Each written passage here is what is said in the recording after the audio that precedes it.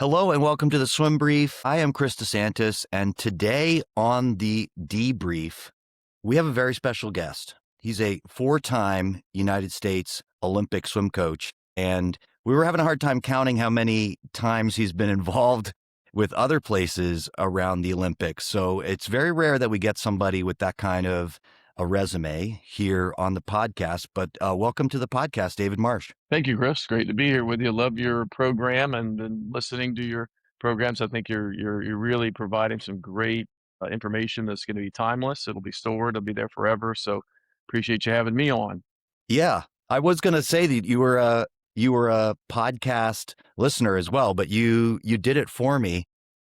Yes. And for people who've listened to the Dave Durden podcast and you submitted your guesses about who my favorite Dave is, just know that I'm talking to a David today. So he's actually not eligible for my favorite Correct. Dave. I'm list. officially a David. Yes. In fact, Yeah. my daughter tells me when people come up and they say, "Hey, Dave," da da da da.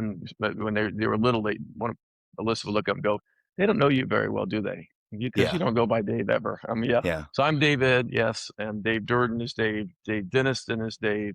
Dave Didion is Dave. Like, I have a lot of Daves in my life, but I never got to that version. That's why I started the favorite Dave's competition, because there'd be a lot of guesses out there. So far, one person has gotten it right. So if you still want to participate, I might give a second prize. Let's get right into it, because David, retirement it's not what it used to be. I'm reading some announcement about you retiring, and then we're preparing for this podcast. It doesn't look like retirement. So tell us what you've got going on right now in your quote unquote retirement. Well, yeah, the retirement is really just a transition to the next phase, and and you just met Kristen, and she knows better than most that a idle mind in my situation is not a good thing. So I tend to always be seeking new stimulus, new information, and so I'm always sort of in the growth mode. And depending on where I am at the time, I try to invest it specifically for the people I'm aligned with. But I did this last window of time with Cal Berkeley, and that was been a great thing. It's been a great experience. It was first time I was really an assistant coach in my career. I sort of realized when I got there, I was like, wait a minute, this is the first time I'm kind of not in charge in my career. So it was a little bit humbling for me at the beginning to be in that role. At the same time, very rewarding, because I actually could do some deep diving that I hadn't done before. And so when, Chris and I had always kind of planned to find a rhythm of life ever since we left Charlotte and we tested out San Diego when I took the head coaching job at UC San Diego. And then after a couple of years, it wasn't working with the university to be their head coach. So I stayed with Team Elite in San Diego. We really fell in love with this city and this community here. At the same time, our family is East, and we do love our North Carolina. We have a couple of homes there, and we have a lot of connections in North Carolina. So we said, heck, can we have a life where we do, mountains of Asheville and the water over my shoulder here of San Diego? And so that was kind of been the goal the whole time, is to end up in this rhythm, and we're sort of just sorting out this rhythm now. And how that is affected in the swimming sense is, well, for one, I have Sam Hoekstra and I have a swim team here called Coronado Swim Team Elite, and it's a small team, about 100 people, hoping to grow it. But it's a team that so we have pool space at UC San Diego that we rent. We rent pool space on Coronado Island. So we have some actually some of those beautiful pools in the United States probably we rent at, and we just need to get the lanes more full. But it's, San Diego's a tough city because it doesn't have any summer league. It doesn't have natural feeders. It has incredible competition from water polo. Now that water polo is really their way of going about developing the water polo players is basically to do their swimming development also, and meaning they do laps. And so that's one thing. And then you have the junior lifeguard program, which is enormous, and that's not necessarily competition, but it's for many people, it's the aquatic thing they do. And of course, surfing and just beach life is another thing. Even though it's the eighth largest city in the United States, we're way behind in swimming, and but it has potential. The potential is unbelievable. So I'm involved in that. So that's a local involvement. And I'm also fortunate. One of my best buddies, Marco Georgievic, he's the head coach at UC San Diego. So I get to be on the deck with him. And if you ever been around Marco, he has the best laugh in all of swimming. And so we laugh a lot on the pool deck and have a really good time as we're sort of working with the different athletes. Also, what I'm doing is consulting. So like you, I'm in the consulting business where I try to work with people who are interested in working with me. Sometimes that means for actual pay. Sometimes that means just when somebody calls, trying to help them along in whatever circumstance they're in. And of course, the natural ones are sort of my people. People I've coached with or they swam with me over the years, or I've, swum with them when I was a swimmer. So this is my kind of natural piece. And then of course, any USA involvement, I try to do what I can to help any aspect of the USA I can. And then I'm helping out with, as I have for 7 years now, with Israel as a consultant for them, mostly domestic here in the US. I'm not going over to Israel very much anymore because they have a head coach now that's running things 24/7 over there. And then I'm helping with Kazakhstan now as a consultant and trying to help raise their level of their country. I went over there to do a clinic, and then they asked if I would get a little bit more involved and give them some advice on what they can do, work with some other athletes and things like that. So I'm doing that. I have a few Kazakh athletes over here in San Diego that are training, with me and a few other coaches that are on the deck regularly. And then also, I'm going to go back to Cal a couple times, well, 3 times next year officially, and do some, diving back in with them. I found myself ended up being sort of the technique adjuster and mentor to the staff, and that seemed to be my role, was just sort of being a poobah a little bit, and so I'm excited. I'm going to get to continue to do that in shorter stints, so I won't be up there the whole time. And then very excited also about getting back with Auburn University. Ryan Walker Merca reached out after he saw my retirement and said, can you come back and do some stuff with us at Auburn?" And of course, Auburn's kind of my muse. It's the thing that I felt like is probably, if I had to do a number one thing on the resume, my years at Auburn was not only as a coach but as an athlete, and as being mentored by my mentor Richard Quick in those windows. It's sort of the foundation of where I fell in love with swimming, took off in swimming, and learned so many valuable lessons for the good and sometimes not so good. But have a lot of great memories, and I hope to bring some of that energy and wisdom back with Ryan and his staff. Yeah, I'm excited to hear about everything that you've got going on. I mean, I think you probably have more going on than some people who are full-time employed in terms of all the things you just listed. And I think it's also, when I listen to it, I think it's really well suited to what I know about you as well. And I think, you are somebody, like when I was thinking about having you here as a guest, I think the biggest strength you have and the biggest challenge for me as an interviewer is I know that you're somebody that whatever direction this conversation goes in, you're going to have something to say, and it's going to actually be something that you've thought about quite a bit, and you're quite dynamic in your thinking. And so I almost think in some ways you're better suited to being involved to a certain degree in a lot of different teams. You're almost really, I mean, you're like, might be the most suited to be a consultant. And I don't want to pump you up too much, like we're in competition, I think. So I can't just everybody listening, like he's not that amazing, but maybe he is that amazing, because I think you're somebody that can really step into those environments after having been involved with something else. And I think really hit the ground running when you have to tackle something. One of the things I wanted to ask you about, as you say, you're transitioning out of this period, you've been working with Cal.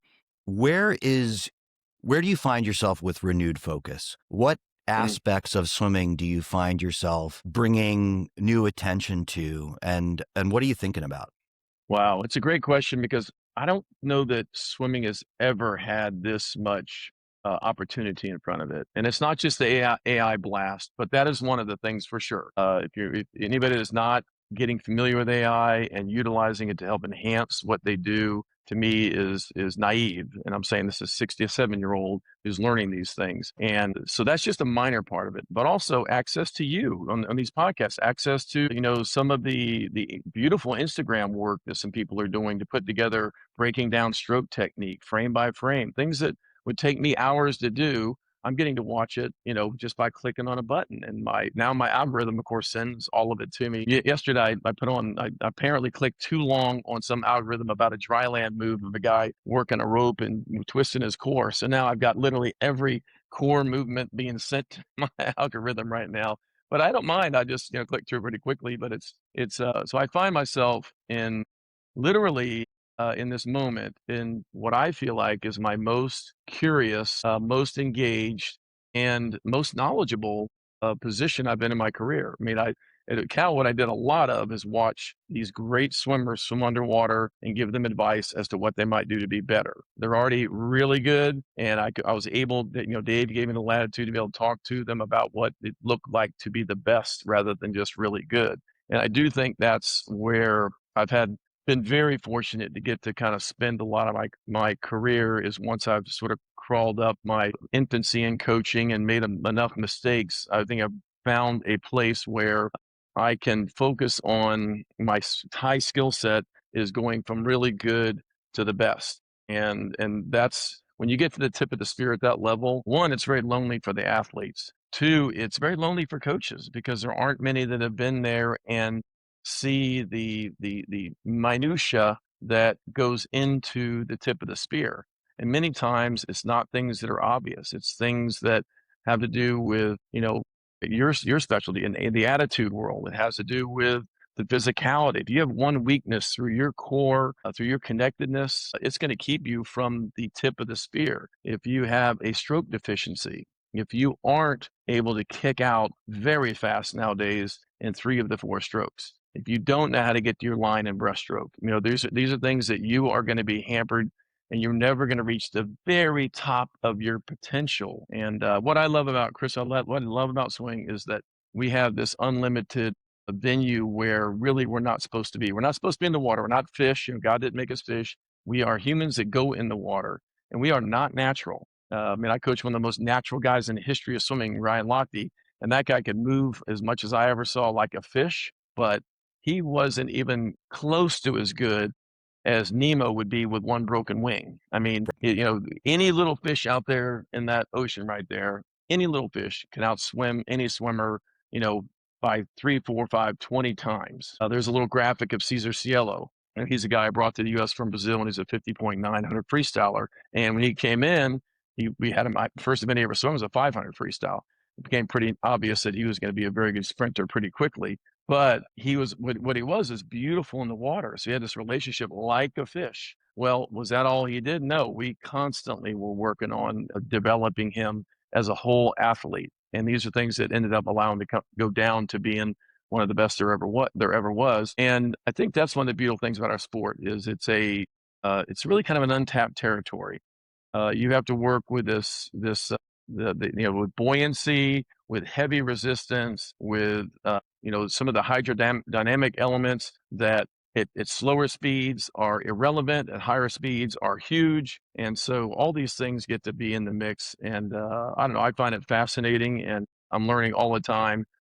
In those 3 or 4 years at Berkeley where I was looking probably as much in the underwater camera. I had one of those athlete cameras. So I was looking underwater at swimmers as much as I was looking above water and really getting a chance to see what was going on and getting to play with the stroke techniques and asking guys to make this adjustment, see what it does, and really help me to grow as a coach. And so I'm at a really exciting point in my career where my brain is kind of busting with information, and I'm happy to share, although I'm also continuing to learn and try to frame it in a way where I can explain categories in ways that can be meaningful to other coaches, other systems, and athletes individually. Yeah, I find myself nodding so hard. I mean, I think one of the things that I really resonate with what you're saying is, and that I love about swimming is that there's just this boundless quality, right? It's an unsolvable problem. And that's what's fun because every day you can just go and iterate and try to find a better way to do it, but you're never going to be done. And there's something that's really, really satisfying. I know that can be psychologically hard for people sometimes, right? Right. Especially if you struggle with perfectionism and you just want to, find the absolute best way to do it. But I think on the flip side, when you really get engaged with the process of trying to do that, it can be really, really fun. The challenge, as you point out, is on the other end, if you have this kind of boundless set of possibilities, how do you bring some kind of focus on it? And to the extent to the work that you're doing, there's some synthesis that has to go on, right? You can't just talk about anything and everything. You have to figure out, okay, what of all the things that I am developing is actually going to be useful to people on the other end? And how can I explain it to them in a way? And that's a perfect segue into our next topic, because I think it's like decently well known, but I haven't seen it like heavily reported on, that you were a finalist for the national team director position. And one of the things I wanted to bring you on here to talk about is, I imagine that there was a stage, in fact, I kind of know that there was a stage of that process where you were asked to sit down and present some kind of vision. Here's what I think United States Swimming has to focus on here in this next quad and potentially even beyond. So humor my audience, humor the coaches listening, and tell us a little bit about what you talked about in that session, and perhaps even why you think it's important to share that. Well, I think the national directors applying for that and sort of spending time preparing for how I would present was really a great experience for me, because I kind of got to reflect on my whole career and my core beliefs and things I've observed through, being not only members of USA teams, but from the outside. Actually, when you're on the outside the US team, I think you actually can observe things that you can't from inside. And Yep. so I felt like that was one of the things that I can bring to the table, and I did bring to the awareness, which was, basically when we're looking at our sport, the first thing we're looking at is and we're talking about the national team position. So when you say USA Swimming, I really had to cut that out and say, look, national team is about a little bit more about performance than our giant needs of USA Swimming. Actually, our Yes. needs of USA Swimming are probably bigger than the national team. Honestly, our collegiate program and the postgrads that can swim at the collegiate programs, they take care of about 90% of our needs. As club coaches develop athletes to put them in the right kind of college programs to where they can develop into their best potential in a long course pool, which is sometimes tricky. And there's several club programs that are also devoted to the full process of, all the way through to Olympic medals, which the reality is most clubs can't be that, because when you get up to a certain point, it is not financially feasible to clear out lane space for one person in a lane. And, whereas the colleges have a lot more of the resources that are natural and easy, including lots of coaches and trainers and all those kind of things. So we have a beautiful system in the U.S. So that's not broken. It's we're nervous about it right now because we don't know where this thing's going to land. But I think we historically have had a really good situation with our college programs, and we've got to keep this because it's definitely our competitive advantage. But I think the biggest thing I would say is you got to focus on what's the objective. The objective is medals in the U.S. At the end of the day, USOPC, they expect swimming to win, 28 to 33, and this is in the old system before you had the 50s of strokes. Now I'm sure the number's higher now. They Yep. expect swimming to come in and win 28 to 30 some odd medals. And in order to do that, I think you have to look at the people involved in it as the number one highest priority. What does that look like in terms of the right people in the right positions? And a really easy example is, and I gave the example right away, is, for example, we need Bob Bowman to be the head coach of the Olympic team. I mean, he's dealing with the most high level athletes. He's a proven success. The 2016 where he was the men's coach, I was the women's coach, was the most successful combined team we've ever had. And I think there was a chemistry about that made it happen. And so I'm really excited that Bob has taken the Pan-Pac position. I hope that means he's going to take more USA positions in the future. The reality is the other part of that is it means he's not going to focus quite as much on some of his internationals, and that arguably could help us, the USA. But the reality is I don't know what's going to turn out. That's up to Bob and that's up to Greg to figure out. But anyway, my point was that, look, we have to find the right leadership amongst the coaches, and then we need to develop from there. I spent a lot of time talking to Jack Roach when I was getting ready for that. To me, Jack is the guy that has sort of the wise eyes of our sport, and he's done it for so long. he was intimately involved in our greatest run, where we went from being like the third or fourth top sport in the Olympic Games to number one in the Olympic Games. He was one of those guys that was in the back rooms. He was playing cards with Michael till 1 in the morning. He was taking care of Ryan. He was anywhere and everywhere for everybody. So he's one of those guys that knew all that. So I spent a lot of time talking to him. People like George Heidinger, who had been with USA Swimming, Mike Unger. I spoke with lots of people about, okay, what can be better at that national team level, and that to me, it really rang true. Which was, the key is the people, and putting in positions where they can have impact, and not holding them back, letting them really step forward and having impact. Number two is knowledge, and that has to do with sports science. This is probably where we're the furthest behind the world, and Agreed. I think it's sad that we are. We don't need to be. There was a day where we were the leaders. I don't think sports science leads. I think it has to support. In some countries, it does get out front and leads, and that's a problem. I'm not suggesting that it be the lead, but I am suggesting that we have the best minds that we can possibly have.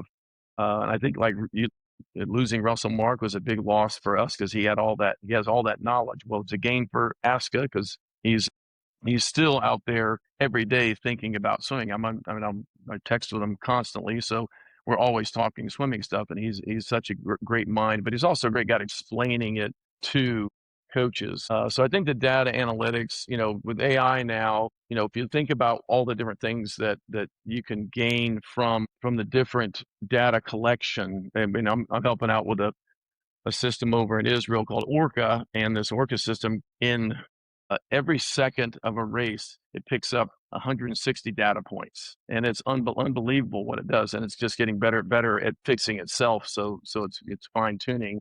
Now, I know there's other AI tools out there that are doing the similar stuff, but it's unbelievable what we're able to have out there. Me as a coach, who I'm more of an artist than a scientist, I don't want necessarily, I want the synthesized data, not the raw data. So don't give Yep. me all the raw data. Give me the variances, and give me the weaknesses, and the points at which there's differential between the competitors and the athlete that we're working with. Those are things I'm interested in, but it's all available. And it is, in a hardware sense, we're also behind. I mean, if you want to go work on the best starts in the world, where do you go to work on the best? The person that knows the most about starts in the entire globe, who's that? It's the guy over in Eindhoven, who's been running it for 20 years. He knows the exact takeoff angle. He knows the exact piercing of the hole. He knows exactly all about exactly what makes a dive. And Renomi came through that with by far the best dive on the women's side. And it was because they use science to help that. So I think that's something that we're way behind on. And we don't have very many 1080 systems in the U.S. to help the assist resist. The EO system has helped a lot with some of the technology, but it hasn't really been interfaced with programs. When I was at SwimMac, we had a Kistler block, and Anthony Irvin, when he came to me, we put him on the Kistler block. And from the time in those 10 weeks when I had him, he went from more or less a 5.5 to 15 meters to a 5.3 to 15 meters. And the Kistler block gave us the information we needed in order to do that. I don't know if anybody in the USA has a Kistler block. I know Michigan did for a little while, but I don't know if anybody does. But they do in Europe, they do in Norway, they do in Belgium, they do in Germany. So we, and in this window of time, we'll only have 2 years. My suggestion was, well, in this window of these 4 years, let's go there and utilize the resources. The treadmill pool in Tenerife, they have one in Shanghai as well. They have these treadmill pools that are, and I love endless pools. I just love the swimming into resistance, especially for breaststrokers.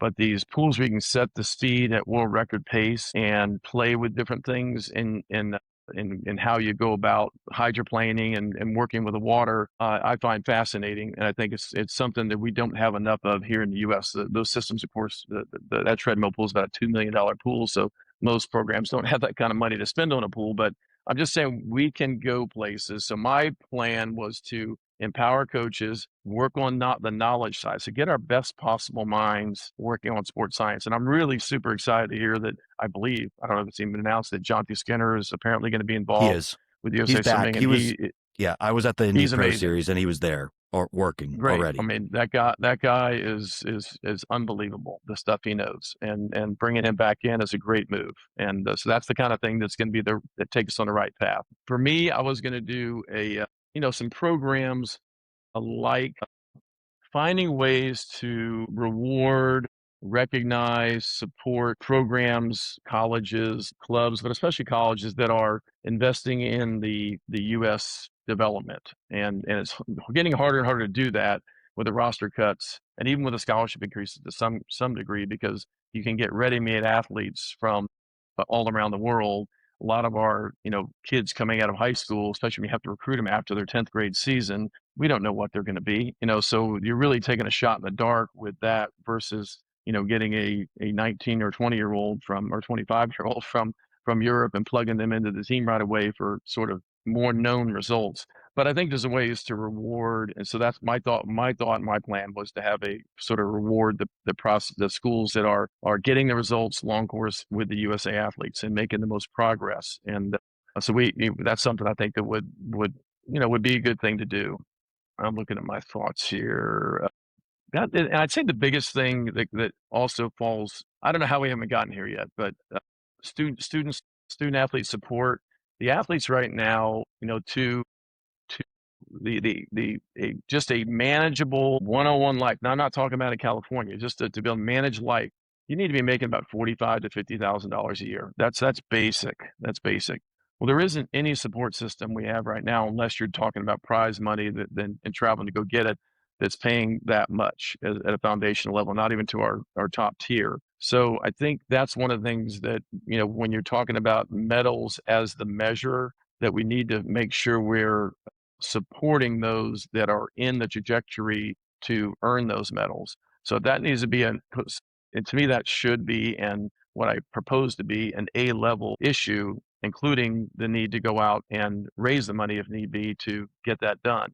When I think of, I've been working with Ryan Murphy, before, and then as he's come back a little bit, he had no support coming back. He has a family, he has other things he needs to take care of in his life. Him coming back to swimming is on his own dime. And he had a donor wanting to give $50,000. Well, for it, he asked me, do you have a nonprofit I can have this program donate to, so that I can end up getting some kind of percentage from that? And I said, yeah, I happen to have a Stand By Me foundation that I was able to help him with. But my point is that even somebody like Ryan Murphy, he didn't have any support. He had lost his Speedo sponsorship. He wasn't being picked up right away by somebody else. He might be now after going 52.8. That might open up some eyes and go, okay, now we're going to pick him up. But it was really interesting to deal with that. And one of the things I said initially on the call when I did my interview is, I said, the first thing I would do, and this was in this window of time right after NCAAs, I would get on a plane and fly down and talk to Julian Smith about not retiring and going to dental school right away, and please keep swimming because we need a breaststroker in the USA.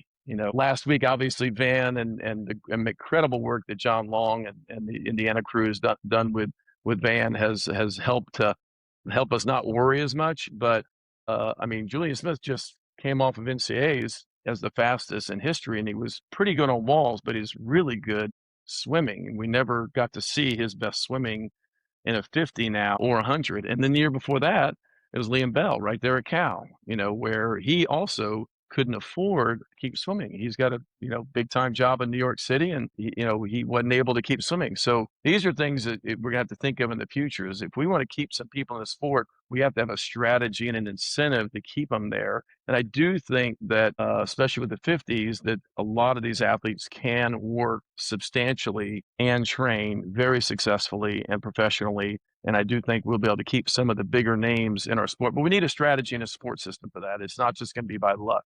So I think those are the big things to me. It's the sort of the big picture. Coaches matter a lot. Coaches matter a lot, and it's the coaches that where the rubber's hitting the road and they're working with these U.S. international athletes. It's the knowledge, it's the data, it's to me, it's the system of colleges and clubs interacting. Perfect world, college coaches get along. Reality is, it's probably never been worse right now because of NIL now, and the transfer portal and these things is just causing a lot of angst amongst our coaching community at the college level. And And there's still always a battle between clubs and colleges to who, get selected for national teams and those kind of things. And probably rightfully so. It should be a conversation.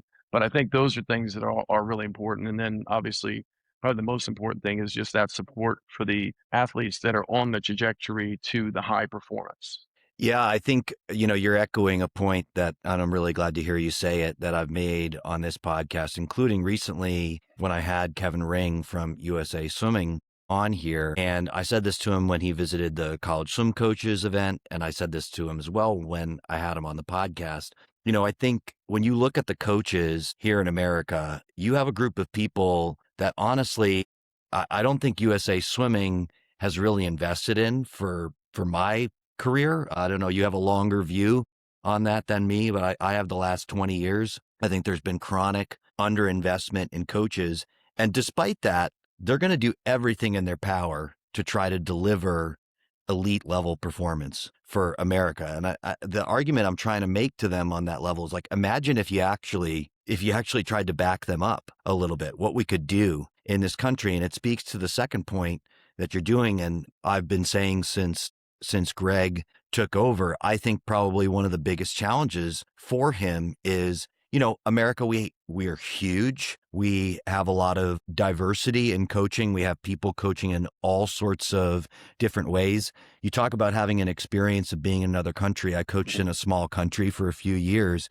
There was so much, it was so homogenous in this tiny little country. Like almost everybody, my Danish listeners are going to get insulted. They're going to get their feelings hurt. But guys, like, you don't understand when you're in such a small environment, how much everything trends towards each other. We don't have that problem in the US, right? People are doing things in all sorts of different ways.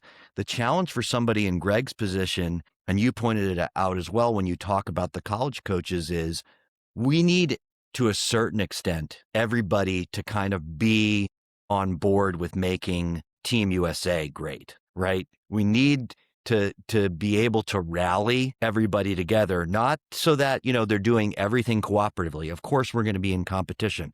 Of course, Todd DeSorbo should keep trying to hang, women's NCAA titles on everybody else, but there has to be somebody in that leadership position who can rally people and make them feel like, okay, I'm a part of this and I have a role to play, and here's how I contribute to this great success in the US, because that isn't always the case. I mean, we wish we lived in a ideal world where everybody was working together, but the reality of that fractious system where people are coaching in all sorts of different ways is that, oftentimes we end up with, I think, a little bit too much conflict on our end of the system. And what that contributes to get to your third point, is a lack of knowledge sharing. And I'm really happy to hear you bring that up as well. We have so much in our system. We have the best coaches in the entire world. I'm going to talk a little smack to Australia here.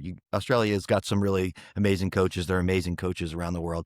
But I just think pound for pound, when you look at kind of how many elite level international coaches we have, and then how amazing the coaches are even at the level below that in the United States, we have this amazing knowledge base, and a lot of that information just isn't getting around to the greater community. It's one of the reasons why I do this podcast, because I think, Yeah, exactly. just to be able to bring people on here, and there are so many people who are maybe not going to run into you, right? But they're going to learn something from listening to this. And as you say, I really appreciate you saying this earlier, like they can also reference this 5 years from now, 10 years from now. Right. There's going to be stuff in here that we've created as a more permanent record.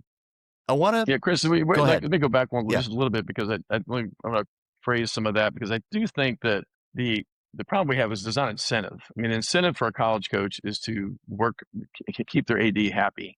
Yep. Okay, they don't generally. I know at Auburn, certainly, and back in the day, I didn't get one dime more for producing a USA Olympian.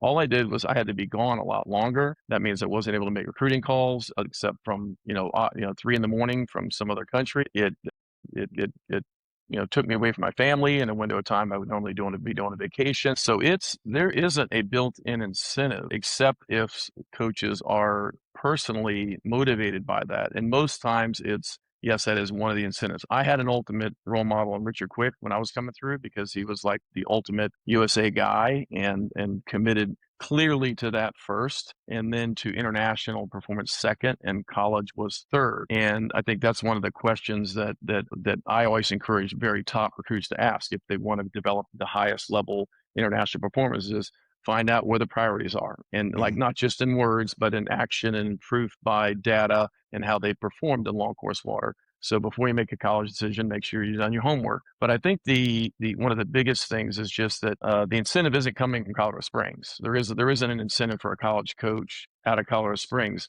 But I do think what they could do, and I think Greg has started to do this. I think Yuri and Kim are both very knowledgeable on this front.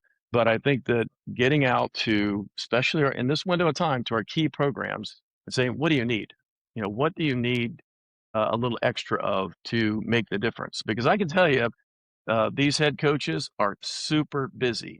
They're not spending the time I get to spend watching people swim underwater. They're not spending time listening to the number of podcasts I get to because they've got to manage a business. And now with NIL, they have to be in the ear and in the pocket and playing golf with every alumni that's willing to give money. So there's a whole nother level of time commitment by the head coaches. So don't expect them to be able to deliver all the things an elite athlete needs to have in terms of support to perform at the ultimate peak, because that's not going to happen day in, day out. Now, there are some people that are able to sort of seemingly balance it, and some of that's just a matter of numbers, because we do have numbers over most of the rest of the world.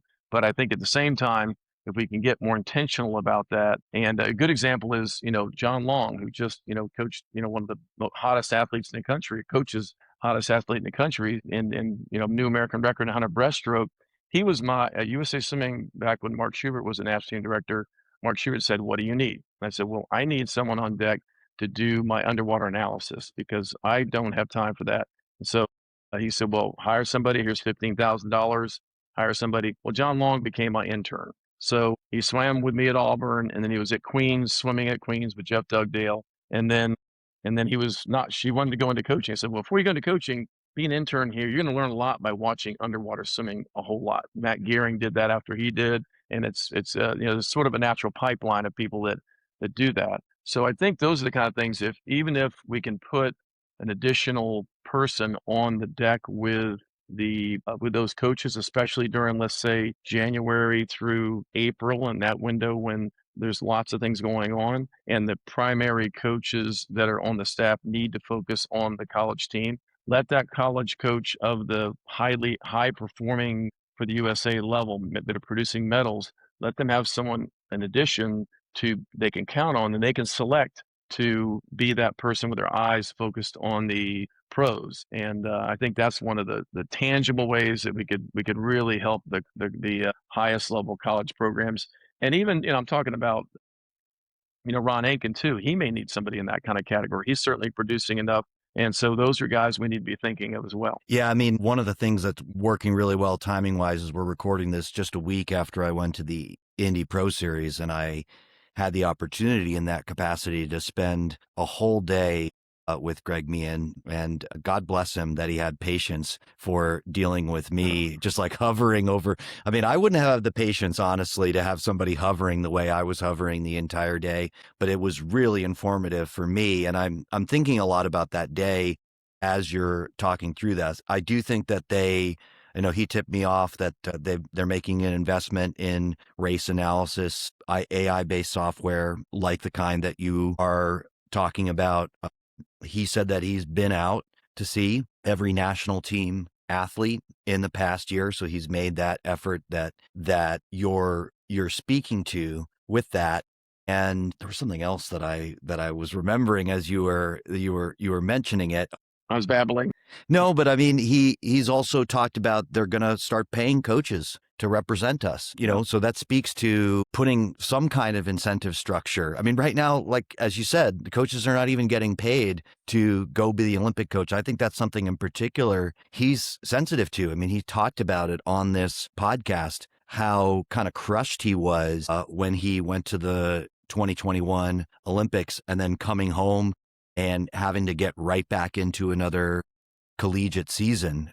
He knows, he can speak from experience, right, as to the demands of sort of taking that on top of what you're already doing. Well, I don't know that for most of the coaches we're talking about right now, money is the big driver. Most of them that are at So what least are in you the top talking about in college terms of programs. incentive then? What do you Well, mean? I think that I would say the athletes, the top athletes getting the one's a trajectory to make medals right now. We're 2 years out.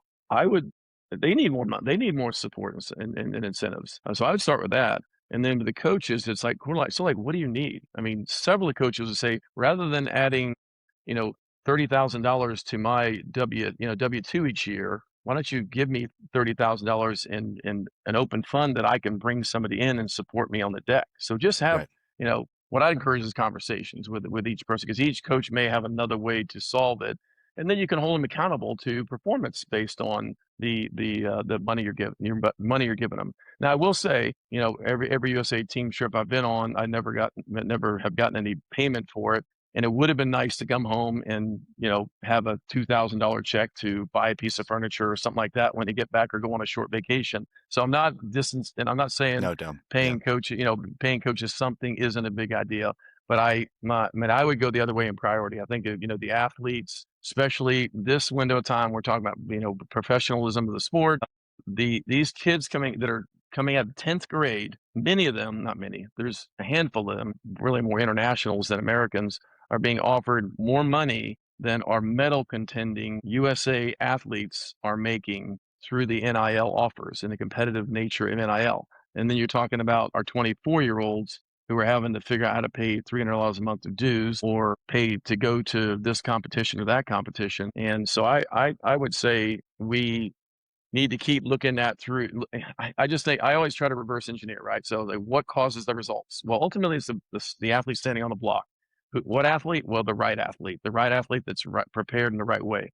How's that right athlete prepared in the best and right way is to have the best, most aware, most engaged coach that's worked with them the whole time. Now, if they have all the other resources of 55 other things that a program can offer with, sports science and weight training and recovery modalities and emotional support and psychology development. If we have all those things, that's great. But the athlete, coach are key. And then behind that, how do we build that support network out there for each of those individuals that'll be standing on that block to know that they have left no stone unturned to be prepared when they stand on the blocks there in LA. Yeah, I want to take a pivot and ask you something a little bit more specific. Earlier, you were talking about how much, knowledge is available, the information environment that we find ourselves in. You have built a huge part of your reputation on sprinting and knowledge of sprinting. You're talking about Anthony Irvin recently. I mean, that 0.2 of a second of difference in a start is probably the reason that he won a gold medal at, in his 30s, all those years later. Well, he's also very good. He swims Yes. like this. Like, see this pin coming at you? There's a pin. Well, look at it now. You can't see it. That's how he swims. He gets so narrow and small for a sprinter, so he has some skills that I can't take any credit for, that But he's a also, lot of people invested in. But also, I mean, like one of the things as an observer that I noticed about him for a long time, I don't want to get hung up on Anthony Irvin, but I nerd out about this stuff. I mean, he's not a big guy in comparison to a lot of Right. those Yeah. world-class sprinters. And we're going to talk about another one that's not necessarily the biggest, most imposing guy in a second. And the disadvantage that guys like that sometimes have is you get them in a sprint field and there's all these waves being churned up. And if they're too far behind at the beginning, it's really, really hard for them to make their way to the front, even though, Anthony basically for his whole career was absolutely the fastest swimmer end to end in that respect. Now we're making the pivot to Cam McEvoy, and here's what I want to ask you. Here's what I'm setting up, given your background, is what I've noticed in the conversation around McAvoy, who is performing, I think, by all accounts, at an incredible level. I mean, he's just broken a world record, and he's been very public about the way that he's training and very, very much, I think, trying to promote what he's doing. But when I talk to a lot of coaches, I think the frustration that a lot of them have is not that they necessarily disagree with what Cam is doing to create elite level 50 free performance in his 30s. It's that, now the 14-year-old boy on their club program is like, oh, well, Cam McEvoy's training that way. That's how I should be training today. What do you think when you see that conversation happening? I mean, I think it happened with Michael and Peter Andrew a little bit before that, the race pace training stuff. I think it comes and goes. I had this conversation literally this weekend. I was at the Splash and Dash meet in here in San Diego, an age group meet, and had this exact conversation with a parent who's their son is doing some version of this right now. And I think there is a few out there that can be a good idea for. When I was at Swim Mac, I had sort of a traditional team. We did, I always tend to be more of a quality oriented coach. No apology for that. That's what we do. But I had some people that had a very short attention span, or were very, very anaerobic, or didn't want to come more than once a day. So I just created a group. I created a group that came late to 4 days a week in the morning for an hour and 15 minutes. They did weights and they swam. And it was a great group of guys and a couple of girls that loved what they got to do, and they swam pretty fast in the short events. I think there's a little place for that in our sport. It's a niche. It's a piece that, if that's what is needed by certain people. Culturally on clubs, it can be very dangerous, because for most, as I explained to this mother on the pool deck at this meet, was for most, they've got to develop holistically and through many systems over a long period of time if they're going to have any chance at their goals and dreams. You may have a child that's super athletic, super talented.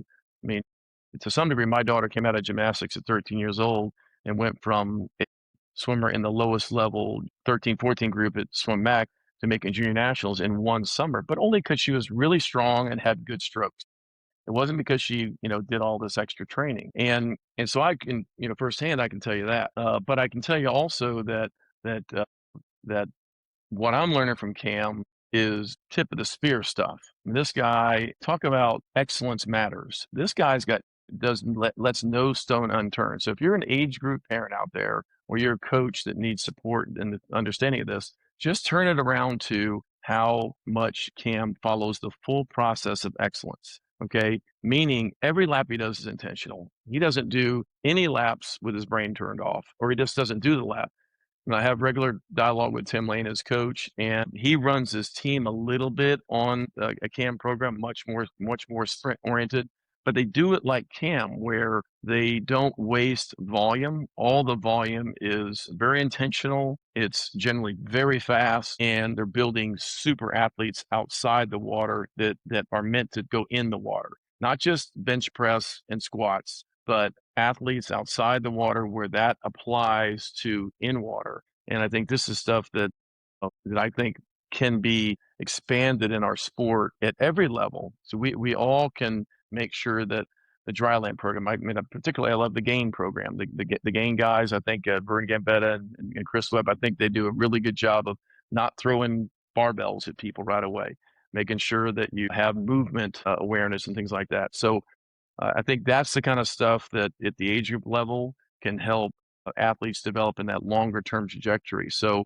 when people want to do less, you may want to develop some version of that in your program. What I would suggest you do is don't have that program happen at the same time as the program that's your more traditional longer term development. I would say if you're going to try to cut out volume and just do more high quality, it probably needs to happen in a different time and space. They can get up for morning practice and come in there and do the lesson, do the time and space than the others. So Cam, I think is to me great news, and I love that he's sharing everything as well. I mean, he's probably not sharing everything, but he's sharing a lot. But they talk about intelligence, full investment, engagement with I think any place he feels like he can learn from new knowledge. He's traveling and learning. He has a very intentional schedule. He does cycles of training where he's only trying to improve one thing, not 15 things. He knows to build the athlete. He knows details matter. I mean, he had a great stroke before this. He's perfected it for the 50 now. He's developed his body to where he's getting a little bit higher, almost like a super suit, by how he's posturing his body to get up on the water. These are things that take a lot of time.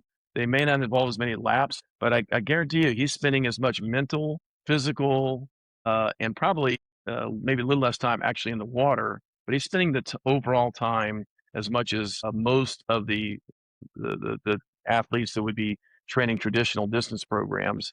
And the other thing that really matters is confidence matters. He reminds me that this guy's confident.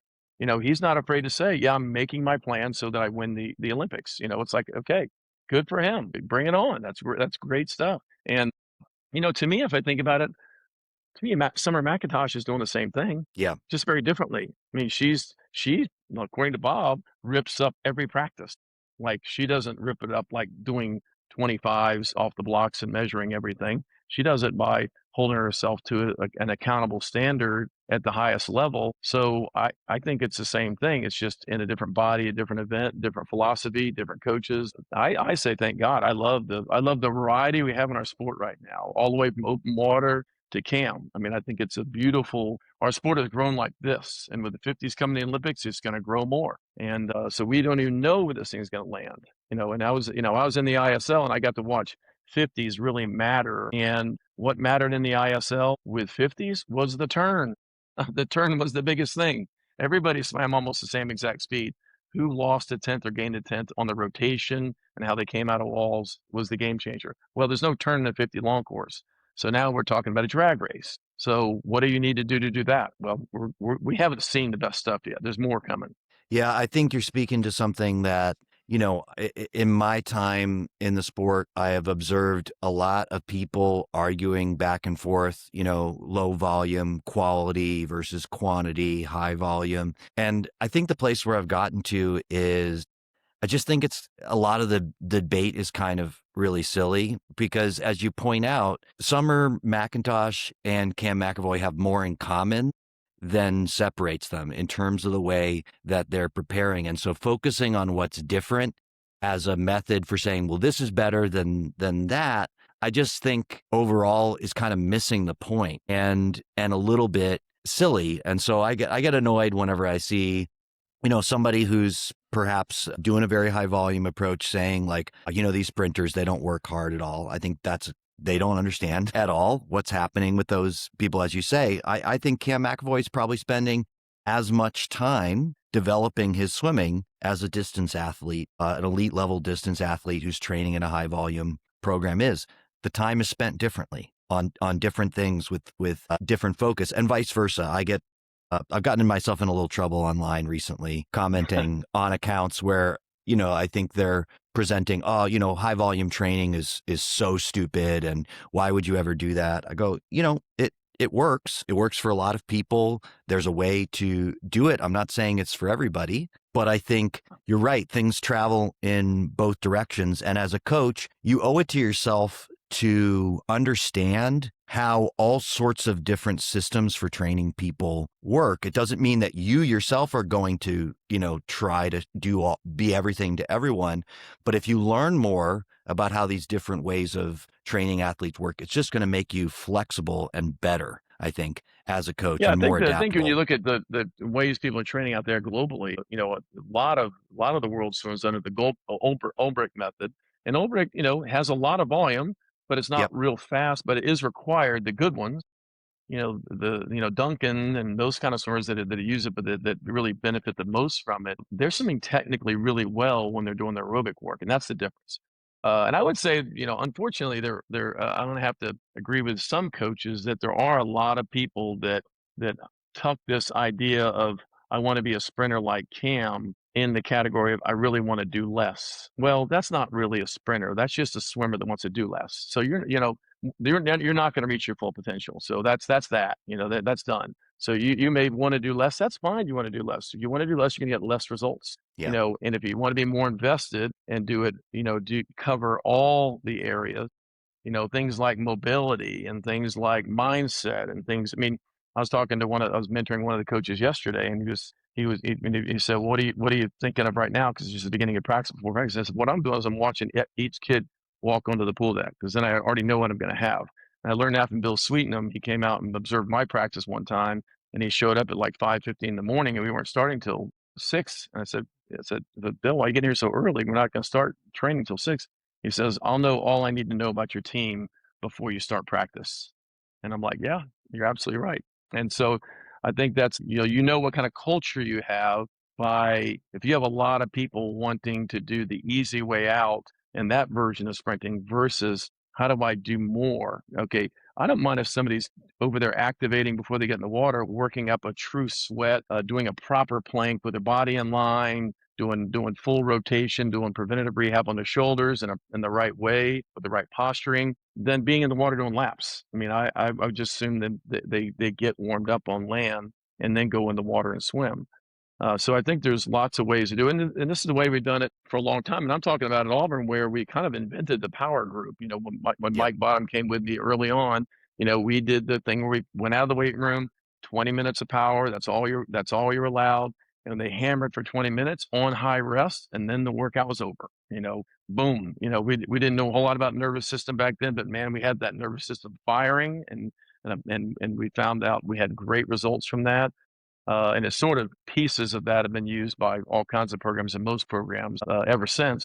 And I'm not saying that Mike and I invented it, but it was just unique in that what we committed to is 20 minutes. That's all we were allowed to do. And part of that's because as soon as you don't have the emotionally engaged athlete, then you don't have the opportunity for improvement at near the scale. Most likely you're going to swim poor technique. Most likely you're going to not be preparing for competition, but you're going to be preparing for better, maybe for enduring practices. And sometimes enduring practices can be the enemy of performance. Yeah, one of the things I've talked about on here is back in my college coaching days when I was coaching at Georgia Tech, at one point with the group that I coached, I took away morning practice because you speak to your Sweetenham story. I was watching people come into morning practice and, in my parlance, they looked like they were, walking to their own funeral. And I said, this is worse. This is worse than not having practice. Showing up with, kind of a mindset that like,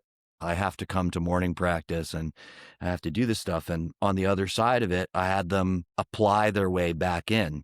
So it was very Nice. clear Love that it. Love it. Yeah. that they were coming to morning practice because they believed that it was something that was going to help them get better. And as a result, on the other end of it, I had people walking in with a sense of purpose, with a sense of that they had opted into it, and it completely changed the psychology of those practices. And I want to talk about psychology a little bit, because something that's a kind of another hobby horse for me is I think there's been so much more focus on mental health in sports, especially over the course of my 20-year career. It just feels like it's been an upward curve since I started. It becomes more and more prominent. But I think a lot of the conversation tends to focus on athletes. And every now and then we kind of hear about a coach. Oftentimes, honestly, it's when something really terrible happens with a coach. They kind of break down at some point in their career. But before that, there just seems to be almost no conversation at it. So Mhm. I wanted to pose this question to you because I think I don't know the answer to this, and I think it's a really tricky one. For organizations like USA Swimming, or you're on a board running a club, what is the right amount of focus you should have on the mental health of the coaches under your purview?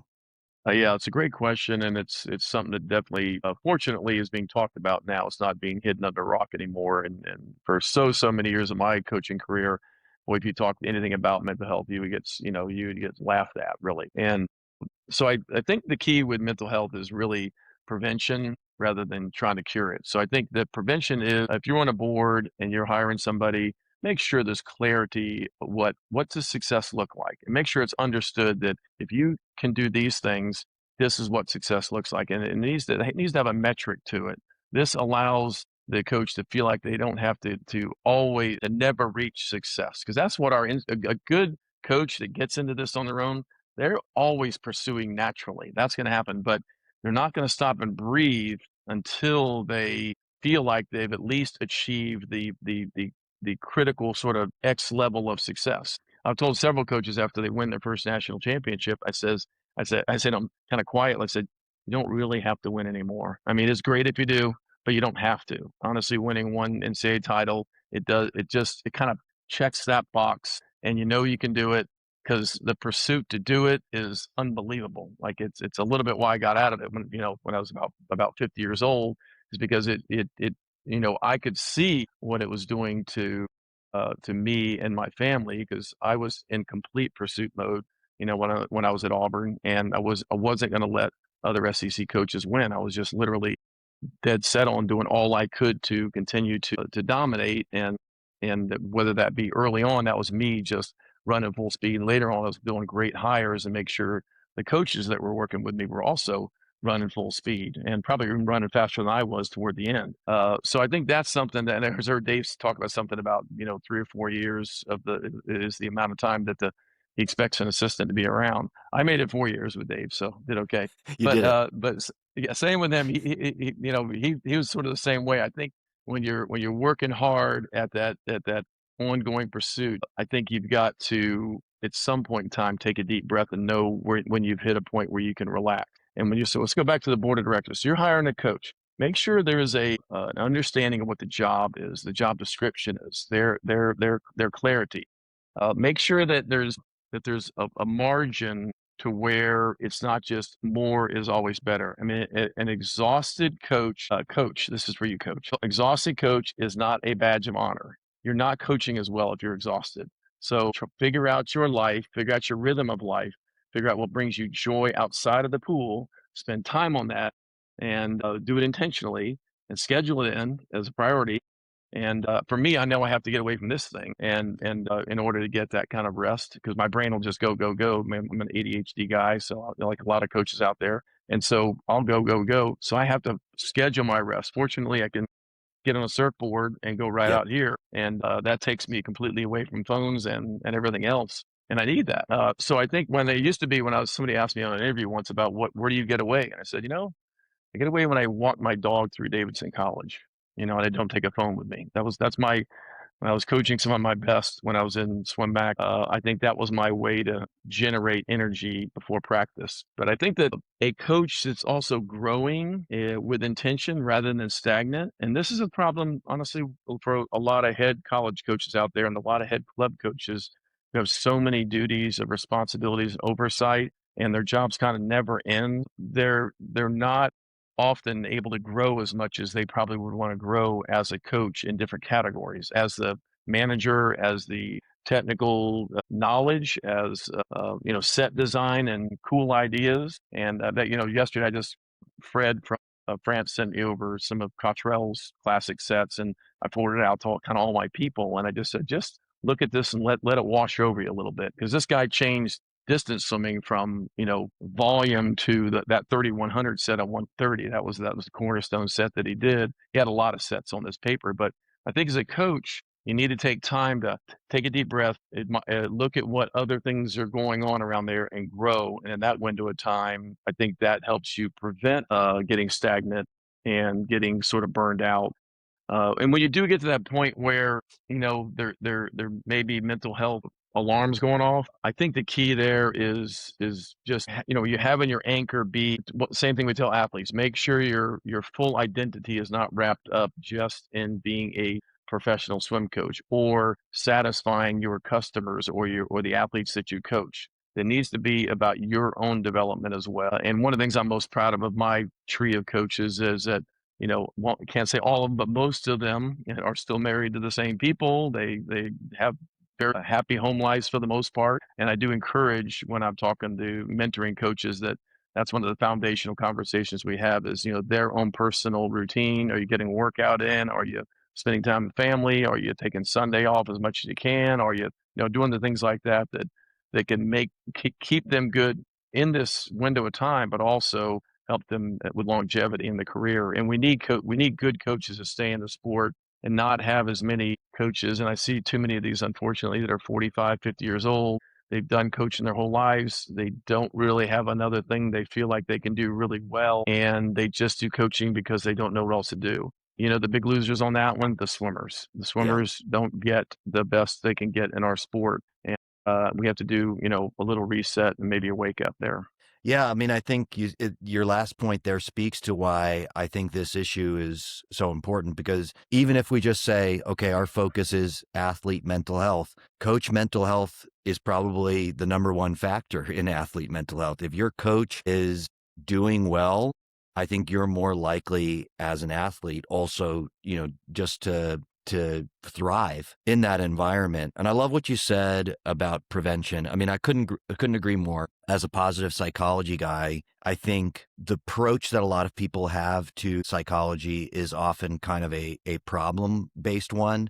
And in the case of coaches, it's like, well, I'll Right, wait until right. there's a really big problem and then I'll do something. And again, I think we're getting away from that in an athlete sense. There used to be a lot of coaches would kind of wait until the end of the season and, oh gosh, the athlete really didn't do well in that terminal competition. Oh, we better do something about their mentality. To me, that never made sense because that's sort of like, you're throwing a kid in the mile at the end of the year and you go, oh, gee, he's not in shape. I guess I should have trained him in the beginning of the season. Like, you do. If you think about it a little bit, that some of that stuff is coming, and so you try to look at it. And for coaches, and you spoke to it really, really well. A lot of us, if we decided to do something lower stress, yeah, we wouldn't burn out, but we're competitive. We're pushing the envelope.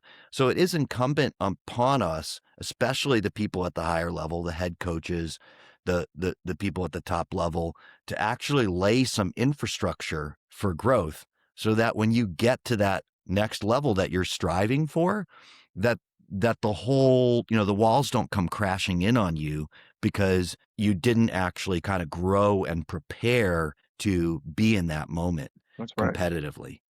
Yeah, I think Um, it's if you look at the big lesson in coaching is it isn't who performs for you, it's who grows beyond you, and they're going to look at you as a role model at some point. And a lot of the kids look up to their coaches as role models, and if they see you doing the same thing and allowing yourself to have other things out there in the world, that's going to help them understand that it's not all about just how fast can I get. It's also who am I becoming during this process. yeah.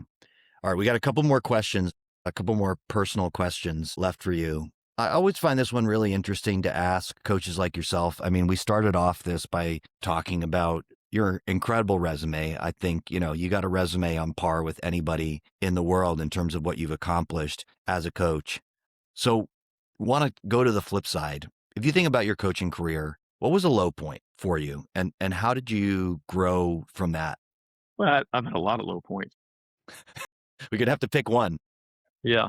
I think the low point for me, like, initially was when I wanted to be a college coach. I was applying to, all kinds of I was at Las Vegas Gold at the time. I knew I wanted to be a college coach, and I had applied to, any job that opened up, including Indian River, where I had gone to school before at a junior college. I applied to SMU and Arizona and all kinds of other schools, and what I did about that when I got disappointed was it doubled down my effort and resolve to figure out what are the things I need to work on. Well, what I needed to work on was my communication skills, my resume writing, to be honest with you. Back then there wasn't AI to write my resume, and I need to become better at the off the deck stuff than I was before. And I think the other the things that are more personal would be certainly the windows of time when I was evaluated by outside entities and I was not able to really present my position to sort of make sure that I really value my reputation. I value that. Look, I'm a first a Christian guy. Second, I'm a family guy. Third, well, probably second, I'm a husband. Third, I'm a family guy. Fourth, I'm a coach. And that's kind of what I love about life. When I can, I surf a little bit and I do a few other things. But I think one of the things that gets upsetting is when your intention to push the envelope is perceived as is not caring as much. Because for me, pushing people is caring. Now, pushing them and supporting them at the same time is really the balance. And sometimes there's more push than support. Sometimes there's more support than push. But I think that's something that I would sometimes get out of measure with. And in some cases, let's say, at club jobs I've had, the measurement is coming from usually a parent group. And that's why, don't work for a parent group anymore. I own the team. So the measurement isn't made by people who understand. They've never walked in my shoes. So they don't know what that is. So that was probably the biggest thing. But I will say every time I made one of those changes based on the disappointment, I get into the next thing. That happened when I went from Las Vegas to Auburn, from Auburn to Charlotte, from Charlotte to San Diego. Each time it was kind of something nudged me out, and in many cases it was just my own sort of realization. But quickly I saw something that I needed. So I needed a new challenge. I needed new relationships. I needed something to reinvigorate me. And so I've been blessed with my career in the ups and the downs. And so I think when you do look at through coaches and talking to you here, when you do look at your careers, don't consider that the downs can be opportunities, and they can be Mhm. opportunities to one, maybe humble you, and two, and it certainly humbled me at times.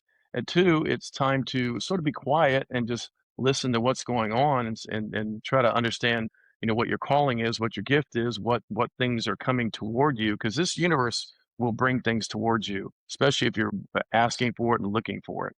One of the things I just heard last week on some advice on good counseling is to make sure that people you counsel, they know that you love them, that you love what you want the best for them, and that you ask something of them, like you get to push them a little bit. And when you're mentoring, you got to have that relationship like that. So these mentors you can find in these windows of time will be your most valuable mentors, the ones you go to that'll take your call when you're down. Those are your people. And those are the people that also rise you up like a balloon and bring you up, and will, no reason you can't set a whole nother level. I'm thinking of the best people I've had.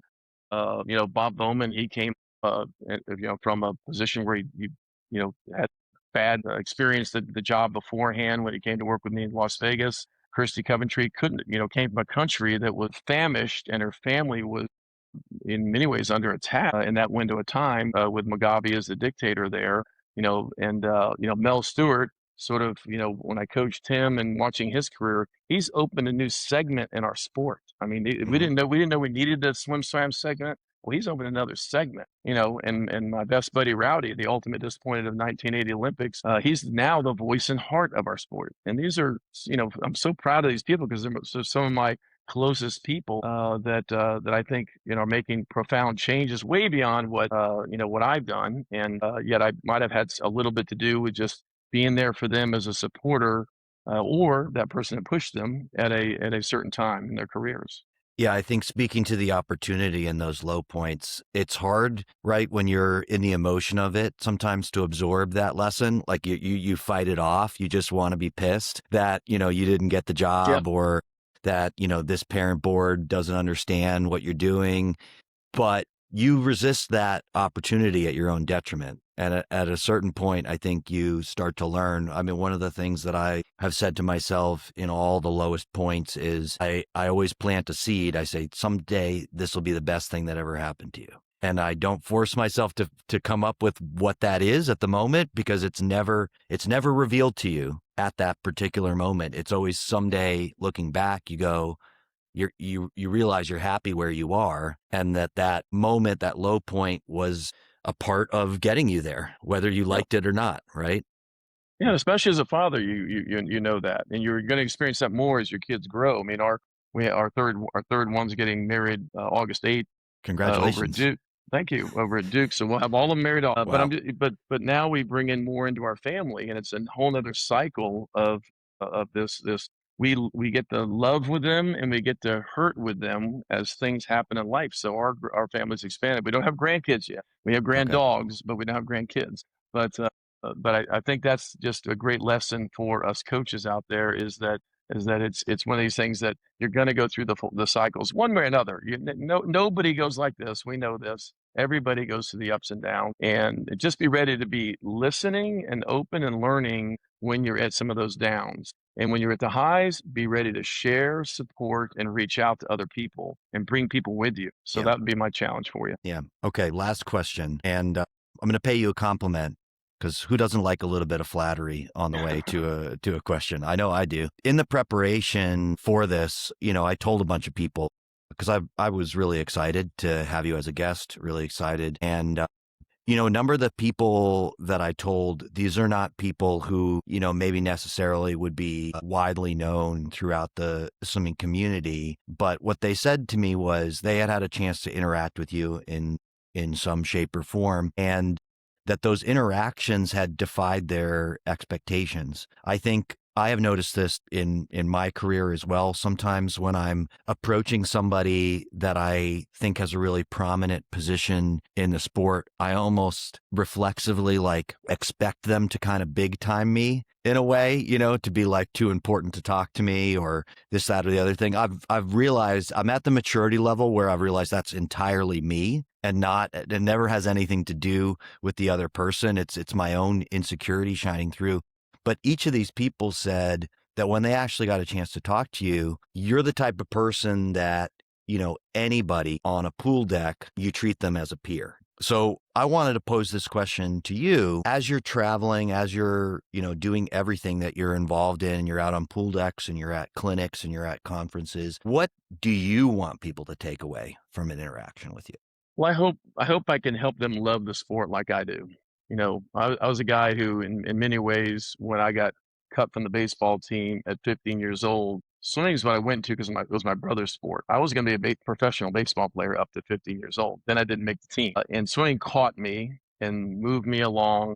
Fortunately, I had people like Jim Montrella at Indian River, and then Richard Quick, at Auburn. And since I've had this incredible group and network of people around me that and you can understand that, look, I'm part of what I've gained from others, especially in this sport. So if you're sensing that I have passion to see you grow as a person that's on the pool deck with me, that's because I do, because other people had that for me. And so I've had the great role models like that. And given that we're in the best sport in the world as far as I'm concerned, and I love that the World Cup's in the United States now, so people understand you don't have to have an oblong object to throw down the field to have the world celebrate sport. I mean, we can go through water and be as big as anything and as important as anything involving balls. And so we just need to figure out how to package it and put it out there so people want to watch it a little bit more and get people closer to it.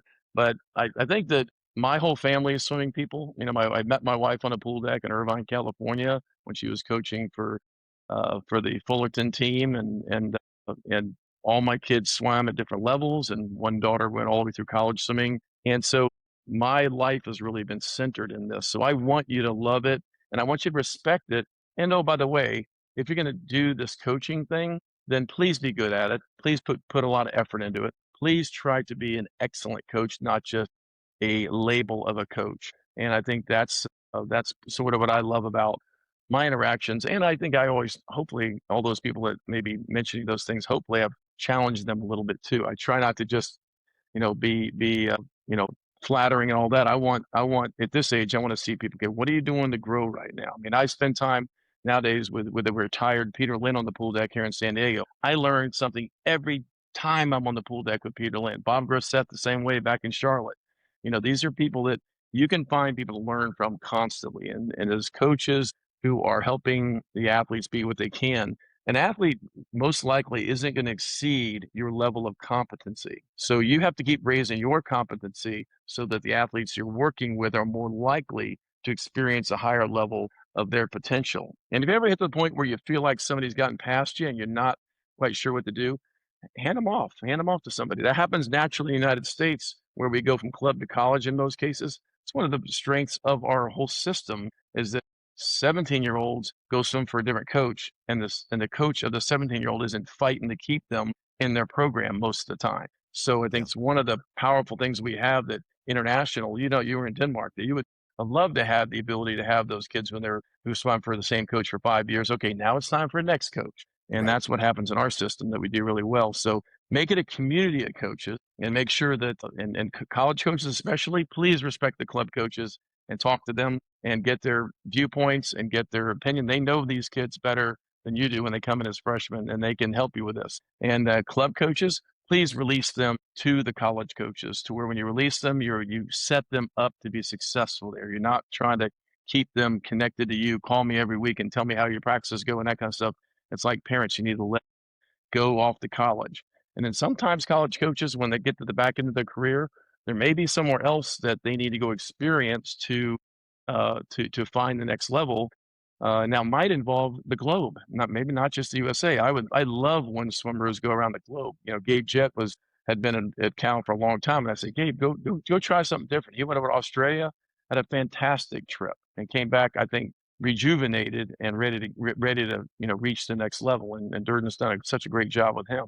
So I think that's my ending message for Chris. And I appreciate that you're doing this special podcast to capture the underbelly of some of the coaches out there, because we're just, fancy pants coaches like me. We're just people. Like we're just people that you know what, we all have imposter syndrome, but the cure for imposter syndrome is lifelong learning. Yep. And so if I'm lifelong learning, and I might be faking it till I make it, which I often do, but I'm going to learn about that, and I'm going to exceed what I knew yesterday today by the things I learned. Like getting ready for this podcast, I went back to my notes, and it reminded me of things I forgot about that I did that. So, I always love that kind of thing. And you and I, Chris, talked about a book sometime, but it's when you sort of sit down and reflect, you go, oh wait, I did a lot of good things before. I need to bring some of that back. Yeah.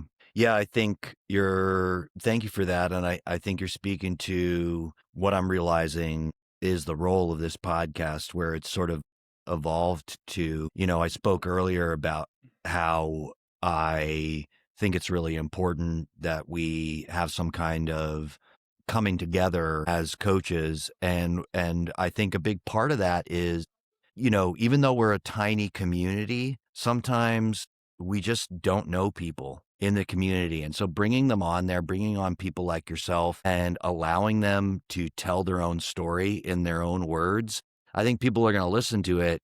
And now when they see you somewhere, if they've already listened to this, they're going to have a different, I think, and better perception of who you are. And that's just going to make that interaction, that person to person interaction that's so important, better.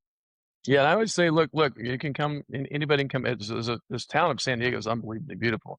You're welcome to my deck anytime. Just like when I was back at Berkeley, we would invite coaches to come onto the deck. Mostly international coaches came, to be honest with you. But go to pool decks of other coaches. Take a day off of your deck. Go visit a pool deck of another coach. It will be a refreshing experience. Yeah. And I didn't interview people for a long time on this podcast, and now I'm addicted because of all the Nice. learning that I'm doing on my end. Yeah. Just being able to interview people and the conversations even that I have off air.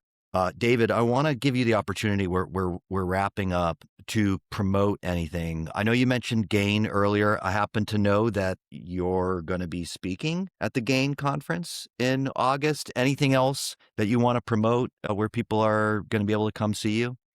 I travel a good amount, but it's for a lot of different things, usually family. So I Yeah, try to, wherever I go, I do swimming stuff where I am. So one is just reach out. I'm fully available. Probably, as you found out with Dave, and Dave made fun of you, not through email, don't but through. email David Marsh. Don't do it, Yeah, guys. yeah. Honestly, Marsh Swim Academy Instagram literally may be the best place, because that's where I try to post stroke drills. Although I accidentally posted one under Swim Coach Marsh, which is more my family stuff, on Instagram. But those are probably two of the accounts. LinkedIn's a great way too. I mean, like LinkedIn is, if you're a coach, you should be on LinkedIn, and you should be developing yourself professionally at a lot of levels through your LinkedIn network. And then and also just you can contact me at the DM at teameliteaquatics.com. And I'm not going to check it, but probably once a week. So don't expect a quick call back, but I'm happy to catch up with people, chat with people. And I have some great WhatsApps groups that help me grow and thrive. And sometimes I'll drop different people in different groups depending on what the need is for. But anyway, Chris, I appreciate your having me on, and I look forward to how your podcast will evolve. And you're doing a great job of asking great questions, and getting really valuable information out, not just from me, but even more so from other coaches, where we can keep learning. Thank you. If you want to reach me, you can email me at crdesantis@gmail.com. You can go to chrisdcoach.com. I got a brand new website. It looks so freaking good, guys. So please go and check it out there. And Christy, how do you spell that? CHRISD, as in D, not Christy. DeSantisCoach.com. Okay. And David is loading the page as we're finishing this. Yeah, awesome. And I want to note to you guys, if you go there, we're in the middle of a pledge drive here for this podcast. I don't do advertisers on the podcast, and the direction that I'm headed in is that we're a listener-supported podcast. You can keep listening to this for free forever. I have no intention of ever putting this behind a paywall, but if you're enjoying it and you want to make a donation, there's a link on my website.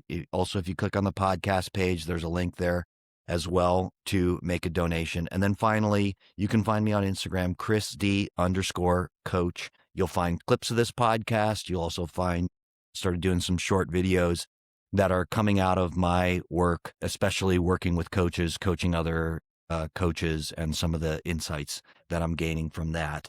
Thank you to everybody for listening. Thank you once again to Coach David Marsh for being willing to come on, and I'll be back with you guys again in a week.